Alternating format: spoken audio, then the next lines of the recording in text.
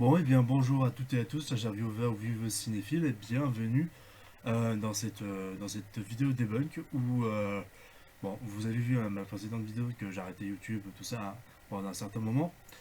À juste titre d'ailleurs, pardon, je m'exprime mal, je parle trop vite. Voilà. Tout ça pour dire que tout simplement, j'ai décidé, voilà, de débunker le tout premier 50-50 de Link the Sun. euh, sur Tron l'héritage. Comme je me suis dit que c'était les 40 ans du tout premier film Tron sorti en 1982 et que le premier film est bien sûr le premier film de Tron l'héritage qui était donc une suite en 2010, hein, deux films qui sont faits par les studios Disney et dont le premier film est réputé pour avoir eu en 1982 concrètement les premières images de synthèse au cinéma. Ce qui a eu sa petite révolution dans les effets spéciaux, vous vous en doutez bien. Pour les fins connaisseurs, bien évidemment. Et pour ceux qui ne le savaient pas, je l'ai expliqué tout simplement, hein. Voilà. Enfin bref, on va continuer, je pense, parce que je risque de faire une blague vraiment naze par rapport à ça. Don't do that again. Quoiqu'au final, cette blague était vachement drôle, putain. Bon, ok, j'avoue, c'est un extrait que j'ai pris sur internet. Mais au moins, merci pour l'idée au mec qui a fait cette vidéo, c'est déjà ça. Mais n'empêche, c'était vachement drôle. Bon, déjà, pour comment je vais faire la vidéo, je vais faire au fur et à mesure. Pendant que je tourne les scènes et tout, même face caméra, je vais faire en sorte de voir si j'ai le temps d'alterner de faire soit par tout face caméra, selon la réaction que j'aurai sur la vidéo, pour bien débunker les conneries que dit League the Sun. Et ensuite, je vais me concentrer parfois si j'ai pas le temps, si je suis pas libre à un certain moment, je me contenterai de faire des enregistrements vocaux pour que je m'avance le plus possible sur la vidéo. Ce sera un peu alternatif, ce sera un peu mais j'essaierai d'être le moins confus possible et que ce soit en ligne directive par rapport aux arguments que j'aurai par rapport à la réaction de sa vidéo. Et aussi, le plus important, bon, j'aurais pu le dire avant, mais c'est pas non plus un crime non plus, hein, c'est pas pour autant que je suis le dernier des enfoirés. Euh, je ne crache pas sur Link the Sun, je ne cherche pas à le cancel, je ne cherche pas à l'envoyer se faire voir. Je ne déteste pas ce mec-là. Je ne cherche pas à le nuire, quoi que ce soit, je suis pas du tout là-dedans. Et d'autant plus que Link the Sun, c'était de base l'un de mes tout premiers youtubeurs préférés, qui m'a fait encore plus aimer le cinéma, enfin qui m'a apporté encore plus de connaissances, on va dire. Avec ses points culture, avec même ses 50-50, même sa vidéo sur le Roi Lion remake de Disney, il dit des bons arguments quand même. En plus, c'est les remakes Disney du Roi Lion. Donc, qu'est-ce que tu veux défendre par rapport à ça? Mais quand j'ai décidé de revoir en fait il n'y a pas très longtemps sa vidéo de Tron Héritage sur le 50-50 justement, je me suis dit quand même qu'il disait beaucoup de conneries, qu'il se contredisait beaucoup et qu'il était tout de suite dans les conclusions hâtives dans ses critiques et qu'il cherchait même pas à réfléchir sur le film, sur ce qu'il voyait. Donc là je me suis dit mec il y a un problème, Alexis, tout ça, il y a un problème. Donc je me suis posé beaucoup de questions parce que c'est un youtubeur que j'avais suivi, que j'avais vraiment apprécié à l'époque, au moment où j'ai regardé ses vidéos, quoi, surtout quand j'étais ado. Mais au fur et à mesure, depuis, vous vous en doutez, depuis que j'ai grandi et tout, que j'ai gagné en maturité, et quand je me suis rendu compte que quand on a tendance à agir comme un MJ fermé là, ça fait mal. Mais j'ai plus de respect pour Link Dawson qui lui respecte les goûts de chacun, même s'il est incapable d'argumenter ses propos dans les films. Je respecte largement un mec comme ça qui ne va pas insulter les gens parce qu'ils n'ont pas le même avec lui qu'un gros connard comme MJ Fermella, bien sûr, qui se contente d'insulter les gens pour insulter les gens pour leur forcer à être dans son dogme de pensée intellectuelle. C'est vraiment de la branlette intellectuelle, comme le dirait l'un de mes amis, bien évidemment. Et oui, je bafouille. Et oui, j'hésite à parler, à bien m'exprimer. Mais on arrive à comprendre au final. Donc ferme ta gueule. Merci. Je disais ça au petit troll qui essaye de m'envoyer chier, naturellement. Je ne vise personne. Alors, pour remettre dans le contexte, pour ceux qui ne savent pas que... Bon, enfin, en tout cas, pour les plus jeunes d'entre vous... Excusez-moi. Pour les plus jeunes d'entre vous, du coup, qui ne savent pas qui est Link the Sun, en gros, Link the Sun, c'est l'un des youtubeurs les plus populaires du YouTube français, qui a commencé surtout par les points culture, bah, des vidéos comme ça, et par des critiques de musique vraiment populaires à la française, vraiment nul lâché, quoi, avec des paroles creuses au possible, que ça soit du Slimane, du Maître Gims, ça va, ce genre de roublard là, quoi. Euh, et qui est réputé pour parler surtout de culture, de tout ce de tous les de tout art existant, que ce soit le cinéma, l'art, enfin la peinture, le jeu vidéo, enfin dans la lecture, tout ça, enfin tout ce que vous voulez, quoi, les romans, tout ça, les BD, etc., etc. Et donc j'ai surtout découvert par ses vidéos sur les dinosaures, son point de culture sur les dinosaures, parce que je suis un gros fan de dinosaures, bien évidemment. Euh, Sinon, vous n'auriez pas vu ma vidéo L'âge de glace, et je pense que vous aviez un petit peu idée du truc. Et que je pense que j'avais évoqué les dinosaures dans ma vidéo L'âge de glace, sur les 20 ans de la saga.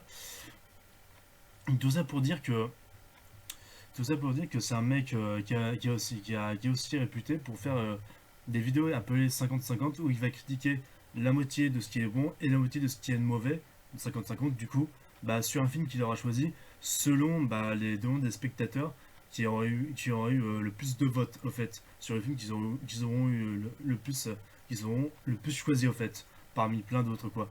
Oui, s'il y a une proposition qui est supérieure à d'autres, c'est le film en question qui est choisi. Et donc au début, je vais répéter dans cette vidéo, c'est vraiment c'est vraiment des concepts qui m'intéressaient parce que j'apprenais des choses, il y avait des choses à soupçonner que j'avais pas idée sur le cinéma. Il y avait même des techniques de cinéma auxquelles j'étais même pas au courant, même quand. Mais bon après, le problème c'est que vous allez voir que le mec en question, il a un peu de mal à comprendre en question cette façon de faire qu'est le cinéma, et parfois que c'est plus subtil qu'il en a l'air et que c'est pas juste formaté et explicatif quoi, et qu'il en a pas forcément besoin. Mais bon, j'ai pas à critiquer ses goûts cinématographiques, mais je pense que le MCU y est pour quelque chose. Mais bon, on peut très bien adorer le MCU et se contenter et ne pas se contenter et se dire que on n'est pas obligé d'avoir une vision biaisée du cinéma où tout doit être expliqué et tout doit être montré pour qu'on faire comprendre aux spectateurs que les différentes subtilités du film, bien sûr. Ah, ah, excusez-moi, on me fait dire dans mon oreille, dans mon oreillette invisible que ce sera pas forcément le cas avec le monsieur en question. Ah d'accord, ça c'est dommage. On va quand même expliquer, hein, bien sûr. Donc vous attendez pas à ce que je insulte Link the Sun. Link the Sun ou Alexis, puisque c'est ton vrai nom. Si tu regardes cette vidéo, ne t'attends pas à ce que je t'insulte, hein, puisque ce sera pas la question. Là, il n'en sera même pas question.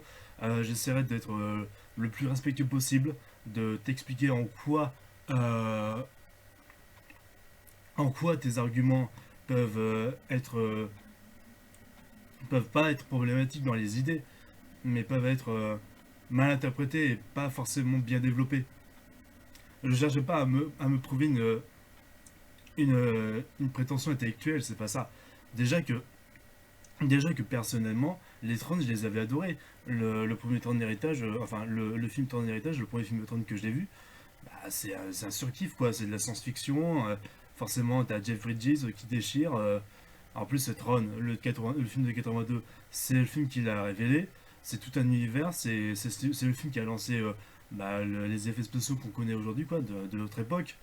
La façon de faire plutôt, avec le récit de Joseph Campbell, le héros milieu un visage qui est ultra bien respecté, avec toute une réflexion sur l'industrie hollywoodienne, sur les producteurs qui ont la main mise sur des licences, sur, euh, sur leurs licences, comment ils les utilisent, et une critique aussi sur l'homme, sur la tyrannie, sur, sur la question d'être soi-même, la question d'être un être vivant, sur le questionnement de soi, enfin, plein de thèmes abordés comme ça dans les films. Plein de thèmes abordés comme ça dans les films, même dans le premier. Après, c'est sûr, après, c'est Disney. Et par rapport à ce que tu dis par rapport à Disney, tu vis des choses par rapport Non, tu critiques des choses, tout ça, clin d'œil et tout, mais forcément, s'il y a certains de ces clins d'œil-là, c'est que c'est Disney en même temps. Et que forcément, si Disney ils ont eu cette idée-là pour Tron, c'est juste un clin d'œil comme ça. C'est pas juste eux comme par hasard on va faire lol une référence pour faire cool. Non, ça va au-delà de ça. Et je pense que si tu revois ta vidéo 50-50, puisque là je vais la remontrer, je vais la redévoiler là, tu sauras de quoi je parle.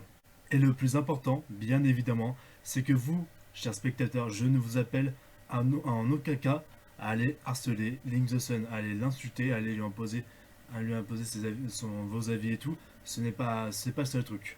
Je suis là juste pour débattre, pour expliquer des choses, pour débunker des intox et des choses que le mec a pas compris parce que le mec est incapable d'analyser un film. Le mec est incapable d'analyser un film et ça m'énerve. Donc moi, je veux lui prouver que ce trône d'héritage est pas si mauvais que ça. Parce que en fait, le problème c'est qu'il trouve le film mauvais, mais par rapport à des critiques complètement biaisées qu'il va même pas développer.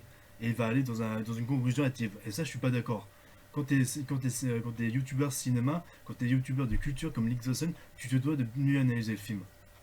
Pourtant, c'est ce que il a essayé de faire avec le royaume de remake de Disney. Et que, je sais pas, il a dû sûrement s'améliorer avec le temps. Mais c'est pas pour autant que il a fait disparaître complètement certains de ce genre d'arguments. Même dans sa vidéo des top 1 des super-héros pas adaptés encore. Enfin, c'est ça le problème que j'ai avec Link the Sun, c'est que il fait des blagues et tout, même cyniques. Mais en fait, ces blagues cyniques, ça peut se retourner contre lui parce qu'il comprend tellement pas sur quoi il vanne, sur ce qu'il détourne et tout. Même quand il critique la Marseillaise, excuse-moi mec, excuse-moi, mais même t'as même des arguments de woke qui, s'interloquent par tout et n'importe quoi, par des détails dont on a rien à foutre. Mais on va y revenir justement dans la vidéo en question. Encore une fois, n'allez pas le clasher, n'allez pas l'insulter, mais si vous voulez débattre, discuter, faites-le avec des arguments, expliquez telle scène, ceci, cela. C'est ce que j'arrête pas de répéter depuis bien plus longtemps que ça, bien plus longtemps que cette chaîne existe, littéralement. Donc s'il vous plaît, je vous en supplie, débattez dans le calme, expliquez, argumentez. On va commencer maintenant. Let's go. L'une des particularités du 50-50, c'est que vous allez pouvoir choisir de quel film nous allons parler. Récemment, je vous ai demandé de me suggérer des films moyens pour commencer l'émission avec un film ni trop bon ni trop mauvais. Vos suggestions ont été nombreuses, et parmi les propositions récurrentes, je remarquais beaucoup de films très récents, mais également un film qui ne datait pas de ces 2 ou 3 dernières années, que je n'avais pas encore vu et que j'avais envie de découvrir. C'est là qu'intervient Trône d'héritage. J'en avais entendu parler, c'était la suite d'un vieux film de SF aux effets spéciaux précurseurs. Ce sont les Daft Punk qui ont fait la BO, il y avait Jeff Bridges et numéro 13 de House dedans. J'adore la SF, j'adore les Daft Punk, j'adore Jeff Bridges, j'adore numéro 13, quant à savoir si j'ai adoré le film lui-même... Ah non. Mais développons, on est là pour ça.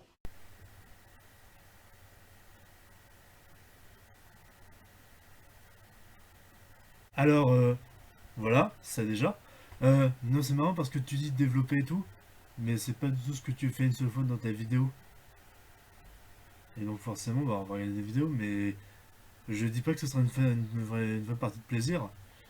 Et déjà, avec ta façon de parler ultra rapidement pour...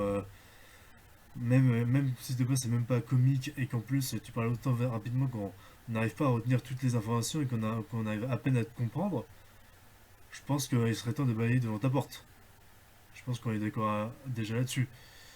Mais quand tu dis développer tes arguments, c'est pas ce que tu nous montres là. Continuons. Tout commence en 1989, on découvre Flynn, le héros du premier film, qui raconte ses aventures à son fils. Ou Jeff Bridges qui raconte le film de 82 à un enfant. Non, parce qu'apparemment, il y a du merchandising Tron dans cet univers, donc je dirais que le film vient de briser le 4ème mur avec des goodies adaptés de versions précédentes, 6 ans avant Deadpool. Ça, messieurs dames, c'est ce qu'on appelle du canon récursif. Retenez bien cette information, les gens. Là, l'Exosun nous parle de canon récursif. C'est un genre apparemment utilisé dans le cinéma, une sorte de brisage du 4ème mur façon Deadpool, comme il essaie de nous l'expliquer. Enfin, comme il a évoqué Deadpool, c'est à peu près ça. Mais regardez bien comment il va expliquer tout ça, et regardez bien aussi l'autre extrait de vidéo que j'ai prise, qui va complètement débunker tout ça. Retenez bien ça. Après quand il aura expliqué le canon récursif, à quel point ça peut être complètement caduque. Regardez bien.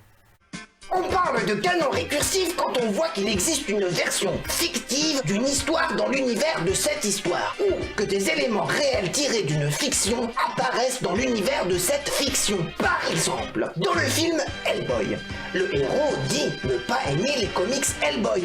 Autrement dit, Hellboy, le comics, existe dans l'univers Hellboy, le film. Dans Scream 2, on découvre qu'il existe un film adapté des événements décrits dans le premier film. Autrement dit, Scream existe dans l'univers de Scream 2. Et regardez bien cet extrait de L'aviez-vous remarqué de Ton héritage sur Allociné. Écoutez bien et regardez bien. Ça risque d'être intéressant. Un patrimoine qui passe forcément par des références au long métrage original. Par exemple, on aperçoit à un moment une borne arcade du jeu vidéo Tron.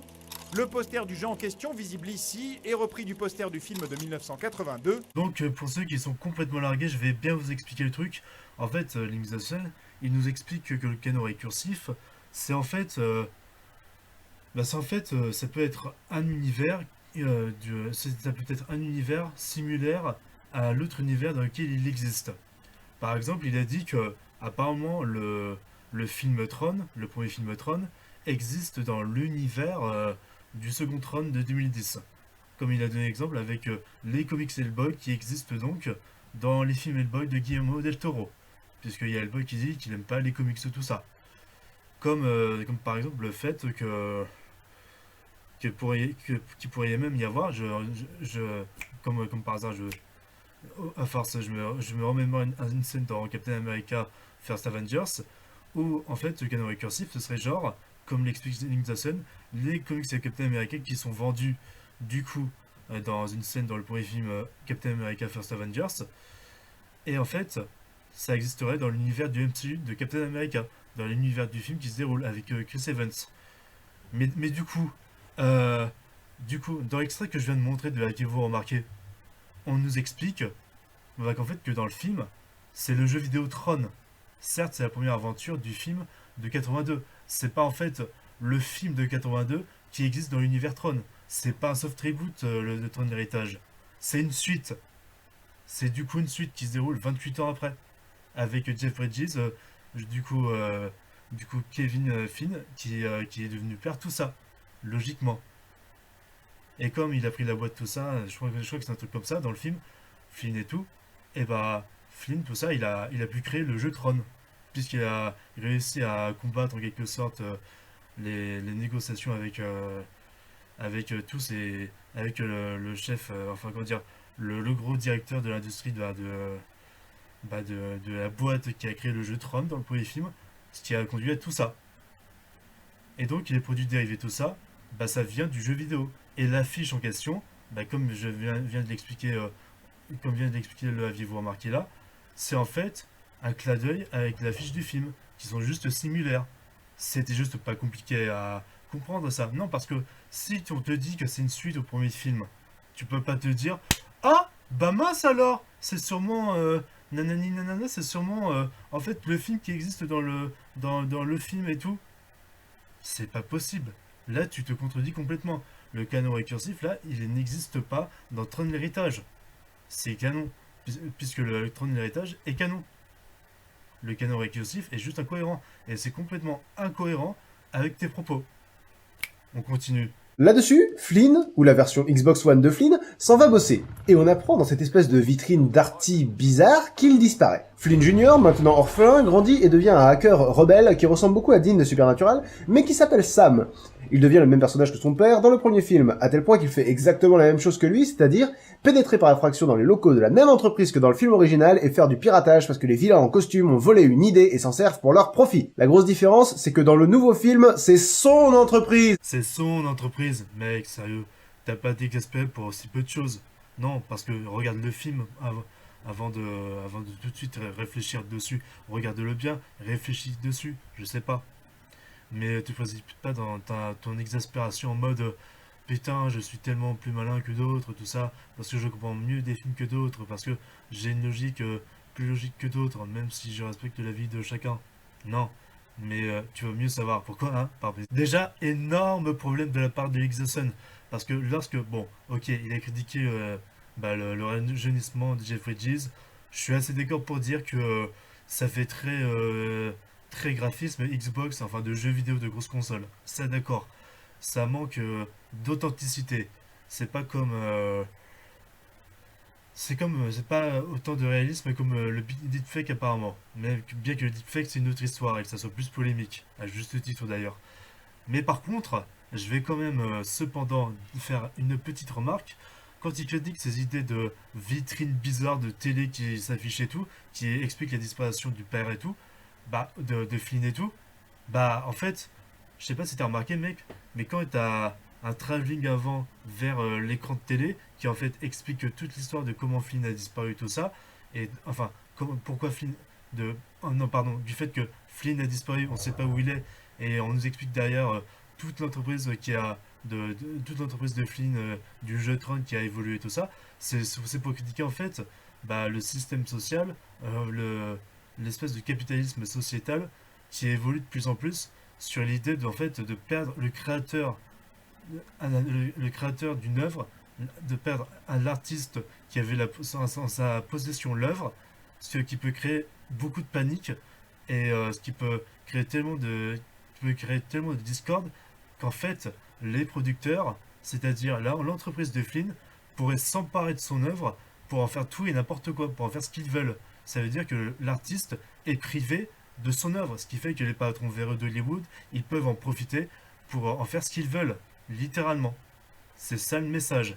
Mais bon, hein, pour un consommateur du MCU, excuse-moi, je sais pas si on est dans la même discordance, dans le même rapprochement des neurones connectés, on va dire. Mais tout ça pour dire que c'est là que c'est là que je vais vous le dire, les gens, c'est là que ça va devenir intéressant parce que, en fait, l'Exhaustion, le problème, c'est qu'il va se baser sur des faits, sur des références au premier film du genre, le fils de Flynn là, et qui s'appelle Alex, un truc comme ça, qui s'appelle Alex, je pense, si je me trompe pas. Si je me trompe pas, il s'appelle exactement Sam Flynn, pardon, Sam Flynn qui est joué par Gareth Edlund, qui est un excellent acteur qui d'ailleurs est bien parti pour une bonne carrière, hein, quand on le voit surtout dans un film sur Netflix qui s'appelle Triple Frontière, qui est d'une excellence visuelle et de mise en scène absolue, avec un casting de dingue, avec tout ce qui va avec. Tiens d'ailleurs, c'est dommage que ce film ne soit pas sorti au cinéma. Mais par contre, pour revenir sur le film, sur l'analyse, tout ça, il y a les clins d'œil au premier Tron et tout, quand il y a le fils de Flynn plutôt, quand il y a Sam Flynn qui ouvre, qui hack la porte d'entrée et qui répète des répliques du premier film, hein, et qui va voler en fait les dossiers bah, de son entreprise, de sa propre entreprise, puisque c'est un Flynn et que forcément c'est au nom des Flynn que ça appartient à l'entreprise, parce que c'est la dynastie tout ça qui s'est instaurée, on va dire, pour l'avenir de l'entreprise. Et en fait, le message c'est que déjà, si vous vous souvenez bien dans le film, en fait, Sam Flynn prend toutes les informations de son entreprise, se le permet littéralement, parce qu'en fait, c'est pour éviter que les nouveaux patrons de cette entreprise en profitent pour avoir du profit sur son œuvre, sur les informations du jeu, tout ça, enfin sur des informations par rapport à ce qui est, pas sur le jeu Tron, mais des informations sur l'avenir de l'entreprise, sur le merchandising, tout ça, pour éviter que les producteurs en fassent, pour éviter que, pardon, les hommes d'affaires, tout ça, en fassent n'importe quoi, les gens de l'entreprise en question. C'est ça, grosso modo, c'est l'image de l'artiste qui récupère son œuvre qui lui a été volée par les producteurs, qui en avaient les droits dessus. Mais c'est l'artiste qui récupère ses œuvres. C'est juste ça l'image. Ça fait genre très Disney, ça fait très grosse critique d'Hollywood. C'est comme ça qu'il faut la voir. Mais c'est sûr que si on a été bombardé par du MCU et tout, on n'arrive plus à faire cette différence-là. Et ça me fait extrêmement peur que les gens n'arrivent pas à faire ce genre de différence-là. On peut aimer quelque chose, mais il faut en admettre les défauts et y réfléchir dessus. On va en admettre les qualités, inversement, etc. etc. C'est... je pense que... Je sais pas si vous avez tout compris de ce que j'ai dit, mais le fond est là quand même. C'est Tron Héritage qui voulait y amener jusque-là. Et ça, ça l'est encore plus à la fin. C'est encore plus évocateur vers la fin, je veux dire. On continue. Et tiens d'ailleurs, il va dire qu'il y aura des références au premier film. Pour faire des références au premier film, en gros, il va dire que c'est pour le clin d'œil et tout, nanani nanana.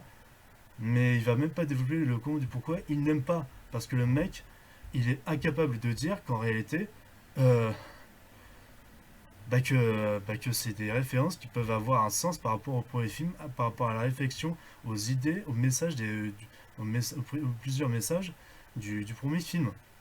Puisque c'est une suite et tout, donc logiquement. Allez, on continue. Mais j'exagère, je suis sûr que Batman tente de pirater Wayne Enterprise quand Lucius Fox fait des conneries. Oh là là, putain. La vache, mais quelle mauvaise foi intellectuelle. C'est dingue ça, c'est pas possible. Non.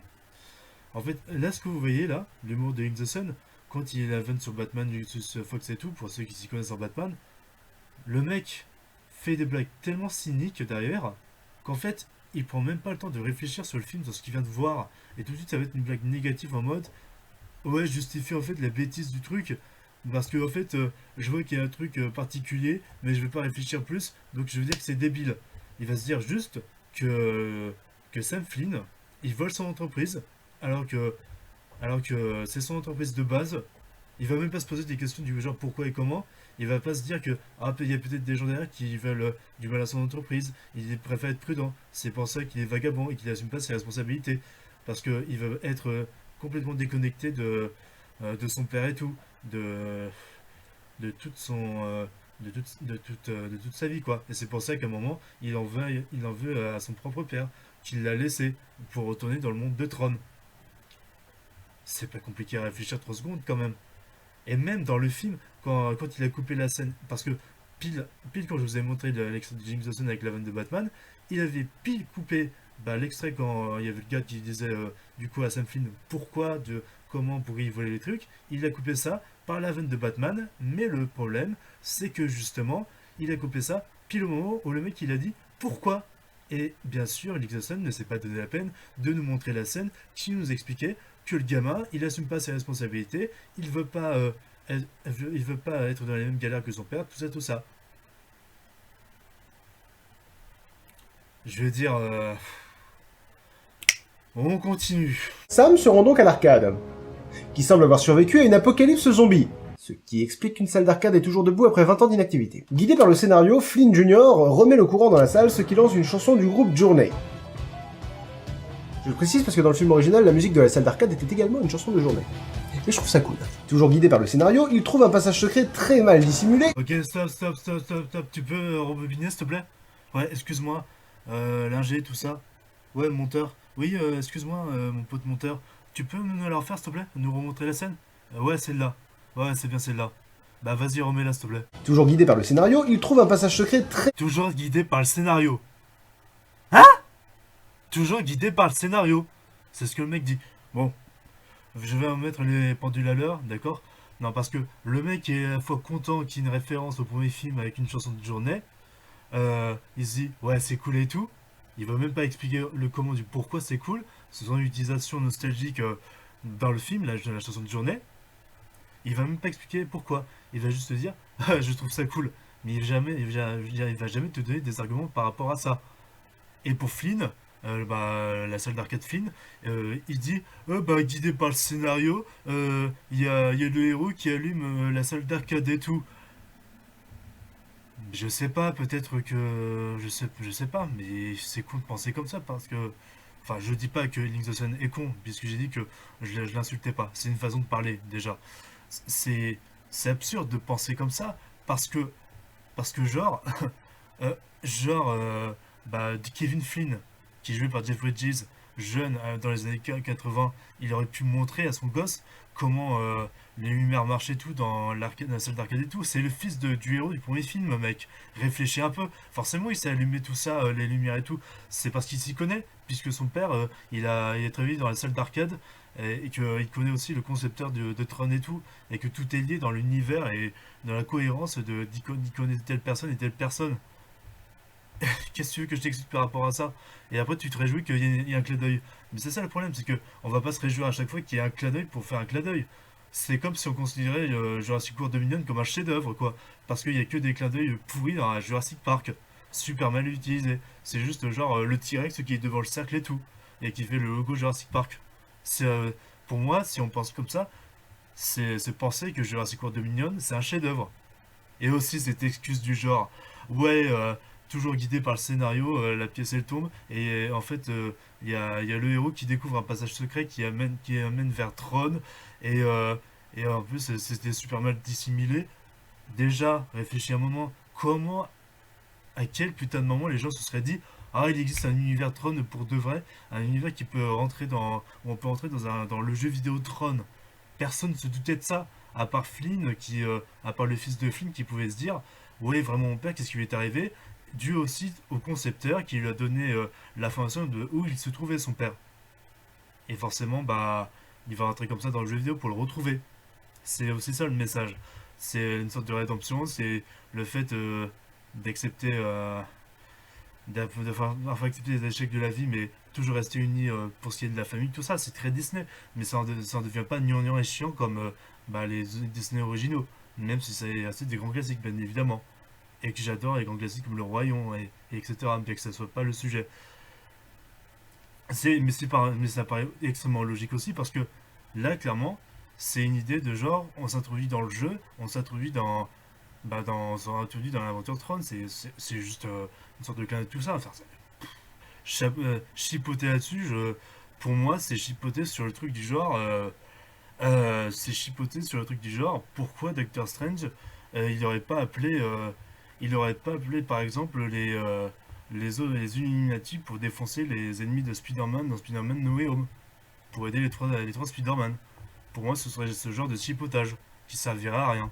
Et on aurait du Avengers 2.0. Bon.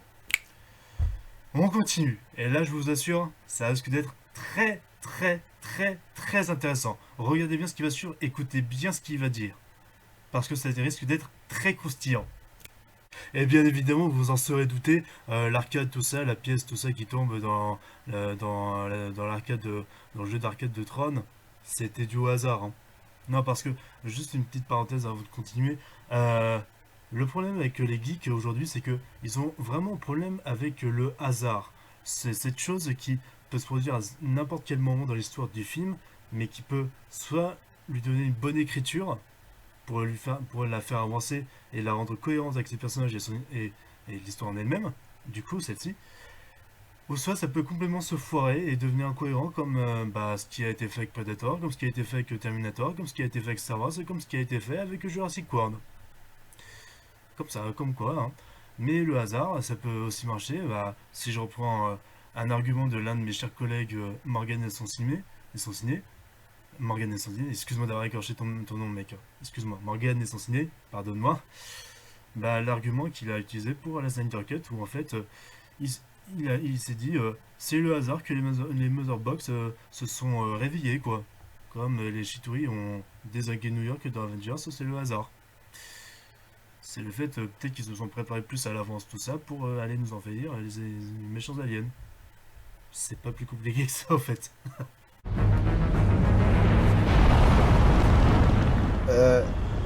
Ok, problème. Nous sommes dans un monde virtuel. Pourquoi tout a l'air si réaliste, si mécanique? Que les programmes soient humains? Ok. Que des lieux qui existent vraiment soient transposés? Pourquoi pas. Mais pourquoi les arcs ont besoin de propulseurs? Pourquoi des nuages? Pourquoi le sol est humide? Bon, on va dire qu'il y a une explication qui m'échappe. Et voilà, c'est là qu'on touche au problème de la vidéo. Analysons ça. Bon, ok, ce qui va pas déjà dans ce que dit Link the Sun, ce qu'il ne comprend pas, c'est que déjà il se contredit en disant que c'est logique que les humains dans l'univers de Tron soient réalistes. Mais de base, ce sont des programmes, les humains dans Tron, dans l'univers de Tron. Tu dis que c'est normal qu'ils soient réalistes, que ce soient des gens comme nous, des acteurs en gros. Alors, explique-nous pourquoi tu démontres ça en disant que tout le reste de l'univers de Tron, c'est genre absurde que l'univers soit réaliste. Les vaisseaux, les bâtiments, tout ça, qui est des nuages. C'est pas logique ce que tu dis, parce que déjà on pourrait se faire à l'idée. Déjà, t'as même pas parlé du fait que le ratio a changé en A85e, en gros le ratio du Pacific Rim. en gros que ça a pris tout l'écran. T'as même pas parlé de ça en disant que comme on est dans l'univers virtuel de Tron à l'extérieur, forcément on change de ratio et on n'est plus en scope pour l'analyse des paysages, des environnements, des décors et tout, comme ce qui peut se faire notamment avec les Kingsman. On a toujours le plan des décors et des paysages et du nombre de personnages qui sont présents à l'écran, avec le scope du coup, le ratio normal américain. Les bandes noires comme ça, bah, comme les Star Wars si vous voulez, où c'est toujours paysage et tout, ou l'étendue paysage des grandes batailles de Star Wars. C'est ça que tu comprends pas, Linkson, c'est que tu t'es tellement dans ton billet de confirmation par des petits détails que t'apprécies pas, tu vas même pas réfléchir sur est-ce que ça peut être quelque chose de différent, de bon ou de négatif. Est-ce que je vais pas réfléchir un petit peu sur ça? C'est... Je sais pas. Là, tu vas t'arrêter sur un petit détail, tu vas te dire soit c'est bien, soit c'est pas bien, sans réfléchir derrière sur pourquoi c'est bien ou pourquoi c'est pas bien. C'est tout ça le problème. Et en plus, on peut se dire que quand on revient dans l'univers des Tron, on peut être surpris en mode oh putain, c'est mécanique, oh putain, c'est tellement réaliste, oh putain, il y a des nuages. Bah, en fait, il y a tout un environnement, tout ça, qui s'est développé dans l'univers de Tron. Quand, je rappelle, Kevin Flynn, joué par Jeff Bridges, est revenu, puisqu'on s'en rend compte, parce puisqu'on le découvre dans le film, est revenu dans l'univers de Tron, juste pour arrêter son double maléfique, Clou, du coup, pour éviter qu'il aille envahir notre monde et tout le reste qui va avec. Et ensuite, la sous-intrigue qu'on va voir justement sur nouvelle forme de vie, tout ça, avec Cora et compagnie. Pour ceux qui ont vu le film, je pense que vous savez de quoi je parle. Mais on va justement y venir. On va justement y venir dans la vidéo en question. Donc tout ça pour dire que c'est sûrement le créateur, du coup, Jeff Bridges, qui est aussi, du coup, bah, le concepteur, le créateur de l'univers de Tron, avec le concepteur de base qui est son pote, qui a conçu l'univers de Tron. Mais comme c'est le concepteur aussi, le créateur du jeu, Kevin Flynn, joué par Jeff Bridges, il a sûrement eu l'idée de moderniser, de rendre plus réaliste l'univers de Tron, puisqu'il en est fasciné, il en est son créateur, il veut juste rendre réaliste et vivant la chose, comme être un créateur, bah, comme la sous-intrigue avec la nouvelle forme de vie par rapport à Cora, justement, qui est jouée par Olivia Wilde, excellente actrice d'ailleurs, et excellente réalisatrice pour Don't Worry Darling. Tout ça pour dire que il y a tous des petits détails comme ça. Et oui, c'est vrai que les bâtiments qu'on retrouve même dans le monde réel, qui sont aussi dans le monde de Tron, bah c'est logique parce que on va dire que c'est une sorte de semi-clonage de l'univers de Tron qui est proche d'une autre. Donc ok, on peut se dire ça. Avec aussi cette idée de, de contre-plongée où on voit la hauteur du bâtiment, tout ça, pour montrer l'étendue presque infinie du bâtiment, tout ça, pour bien retrouver l'aspect millimétré de l'univers de Tron, des bâtiments, tout ça. On voit même un tank et tout, comme dans le premier film. Enfin, c'est logique en même temps que l'univers de Tron ait évolué comme ça. On pouvait pas revenir à des images de synthèse comme dans les années 80, ça aurait été complètement caduque comparé aux moyens qu'on a aujourd'hui. C'est tellement jouissif de voir un nouveau Tron, mais avec de tels moyens comme ça, quoi. Des moyens aussi modernes. Et on était obligé d'y aller jusque-là. On était obligé. Sinon, bah, je pense que le film, il aurait fait un flop comme le premier film, quoi. Littéralement. Soyons objectifs par rapport à ça. Et oui, bah, franchement, les vaisseaux là, les espèces d'arcs là, bah, ils ont des propulseurs pour que ça fasse plus réaliste. Et forcément, les nuages, ça peut signifier que il y a ça peut créer de la vie, je sais pas, que ça peut apporter de l'eau et tout, enfin, tout un écosystème, je veux dire citadin, on va dire, au niveau de Tron, hein, pas écosystème, genre vraie nature, enfin, mère nature, vous avez compris quoi, c'est pas comme du Avatar. Ça c'est sûr et certain. Qui est là et complètement réaliste. Même si Tron, l'héritage est complètement réaliste, mais dans le sens de l'évolution de comment ça doit être réaliste par rapport à ces personnages, son histoire, par rapport au message du film. La création, améliorer la création, intelligence artificielle, tout ce qui va avec. Littéralement. Tout ça pour dire que...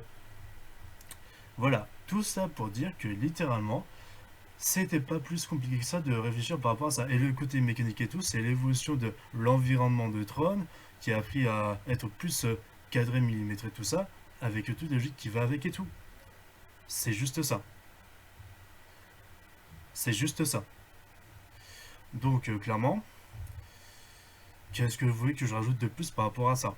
Par rapport au réalisme de l'univers de Tron. C'est juste... pardon, j'ai mis ma main. C'est juste totalement logique. Et si je dois terminer cette première partie par une petite remarque quand même, c'est quand même que le 1,85e, le ratio là pour l'univers de Tron, c'est quand même pour montrer que l'univers est virtuel et a un grand gigantisme. Et ça peut nous montrer que c'est l'univers virtuel de gigantisme et tout ça qui va avec l'univers de Tron. D'ailleurs, je pense qu'il y avait même ce ratio-là dans le premier film. Bien que ça soit différent avec Ready Player One et même Matrix, où c'était vraiment un ratio classique dans Scope du coup, mais que quand même, il y avait les paysages qui allaient avec, il y avait le côté genre à la fois monde réel et monde science-fiction, mais de la science-fiction, on va dire, genre la Matrice, même l'Oasis, où clairement, on voulait nous faire croire, on voulait vraiment nous faire ressentir que ce n'était pas réel, que la Matrice n'était pas réelle, et que même l'Oasis de Ready Player One n'était pas réel. C'était l'idée qu'on devait se mettre à la tête. Et que même l'univers, l'univers dans le monde réel de ces deux films-là était réel, quoi, et que le scope était normal, forcément. Là où Tron, c'est un autre monde. C'est un autre monde encore plus grand, plus futuriste, quoi, et plus impressionnant. Comme Avatar aussi.